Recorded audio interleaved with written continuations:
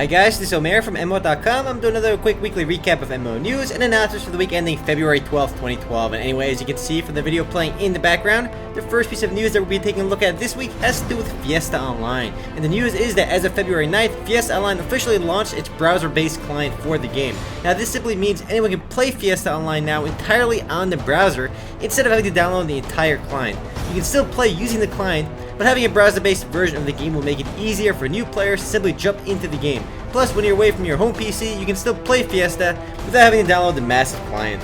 I've said this before and I'll say it again, I think more and more client-based MMORPGs are going to launch browser clients in the future, so hopefully sometime soon you'll be able to play any free-to-play MMORPG on the browser without having to download a massive client.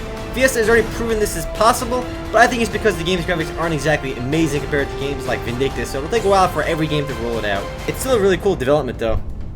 Next up on February 8th, 2012, NetGame announces that Rise of the Dragonian Era, also called Road Online, will be entering its last phase of closed beta testing this weekend on February 11th and 12th, so that's already over. But even though this phase of closed beta just ended, this means open beta should be following shortly afterwards because this is again the final phase of closed beta testing. The game's most notable features include 2 nations, 6 races, and 4 playable classes with 8 specializations as you build your character. Plus, the game will feature mounted combat. Unfortunately, NetGame has not specified a specific open beta date, but it should probably come shortly after this closed beta ends, so it already ended, so probably the next couple of weeks. The next bit of news is about Combat Arms, a 3D MMOFPS game by Nexon. Now, the game will be releasing a brand new map called Rural Estate, which was designed by a Super Pianist, a fellow Combat Arms player in the game's design and map contest, which is actually a really cool way to get maps made. It was designed by an actual player. I'd definitely like to see more MMOs and MMORPGs take ideas from players and actually implement them into the game. The new map is in the background video, and Nexon will be adding this new map to the game on February 16th, making the 37th map added to Combat Arms since release. Combat Arms isn't exactly a new game, but it's still incredibly popular. Up next on February 8th, 2012, new Gundams arrive in SD Gundam Capsule Fighter Online from OG Planet.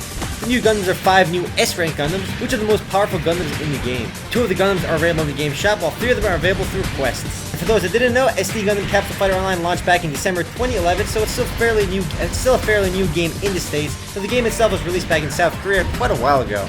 Which actually makes the US version of the game quite outdated compared to the Korean version, but that's usually the case. Next up, Hedon, the 3D MMOFPS game that's still in closed beta by Acme Games, launches its 2.4 update, which adds 3 new locations to the game as well as a new game mode, Search and Destroy. Also including the update are 2 new weapons, the MK3A1 and the Black GE50 muzzle brake. The game is still in closed beta, but the fact that this update actually released is definitely a good sign. The game is definitely moving closer and closer to open beta launch sometime in the near future.